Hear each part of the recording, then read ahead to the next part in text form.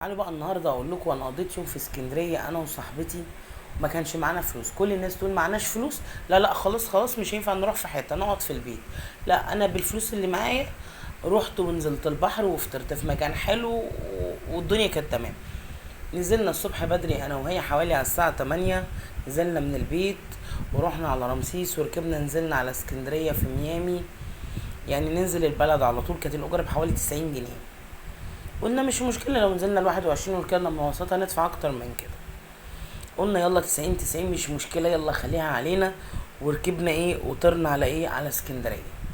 أنا كنت عامل حساب إن الساعة 12 بالظبط هنوصل، نكون فين؟ في المكان اللي أنا نفسي أفطر فيه بقالي كتير جدا.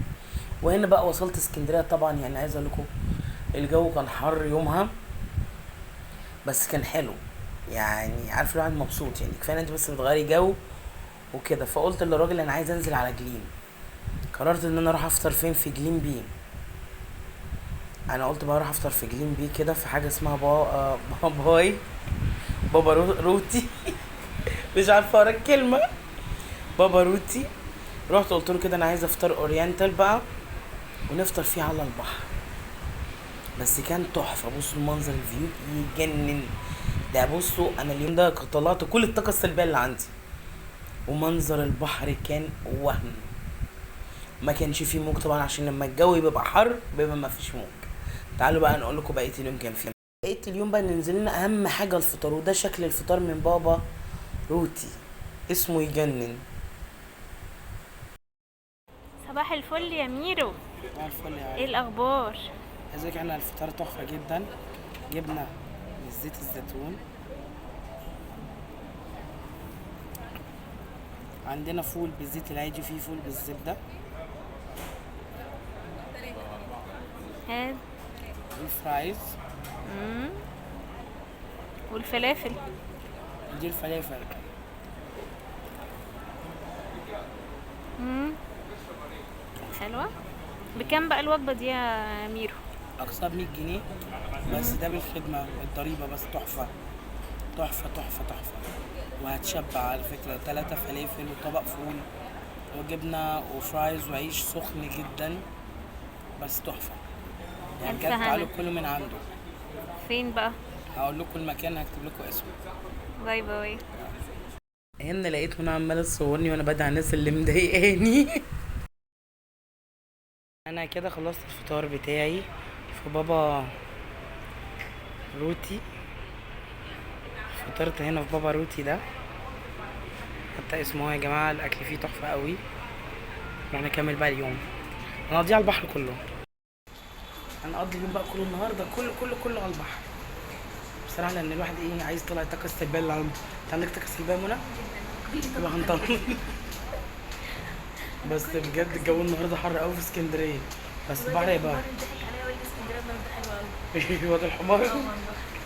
الحوار ده نازلين هعمل له منشن. لا انا عايز اقول لك ان الجو حر، بس البحر قصاد الحر ده بيبقى حلو جدا، ما فيهوش موج. يلا بينا نقصر بقى بس بشعة المنظر اللي في وشنا ده. انت مسوقه. جنب مسواق عبيط. وانا مقضي الطريق كل يوم وسايبه منى صاحيه قاعده فوق الموتور. موتور.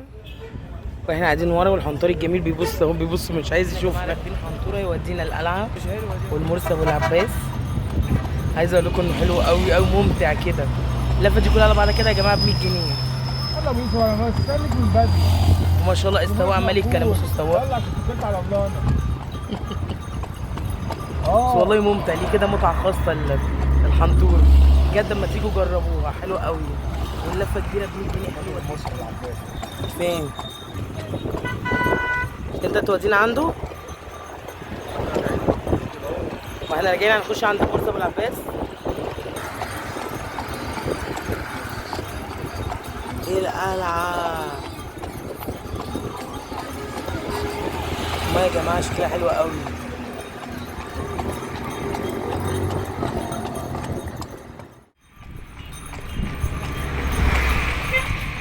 دريجن منى، انت كنت بتغني بتقولي يا منى؟ لا اسكندريه اجدع ناس، انا مش حافظه الاغاني. اسكندريه اجدع ناس على البحر علي ماشية. ماشيه تتمخطر انا عايز اقول لكم ان ماما عماله تغني وانا عماله اضحك اصلا، وصوتي انا وحش لما بغني معاها، بس هي ايه روقان منى دي. المرسى العباسي اهو يا جماعه،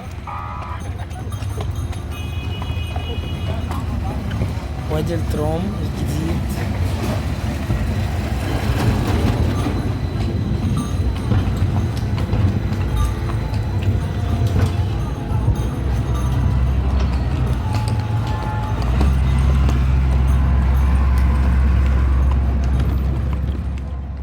بعد كده على العجمي رحنا البحر اللي هناك اللي هو بحر ايه عجميسة اللي انا قلت لكم عليه قبل كده. ده منظر البحر تحفه، ما كانش فيه موج زي ما انتم شايفين، كان في منتهى الروعه.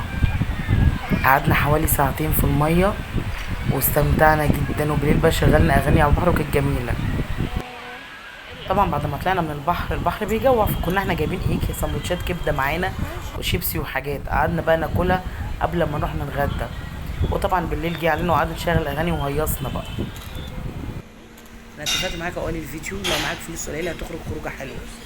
اهدينا اهو، رحنا جبنا ربع كيلو جمبري وصبيت ورز، وجينا اسكندريه وكلنا سمك وجمبري وصبيت وعشنا حياتنا، واليوم كان تحفه.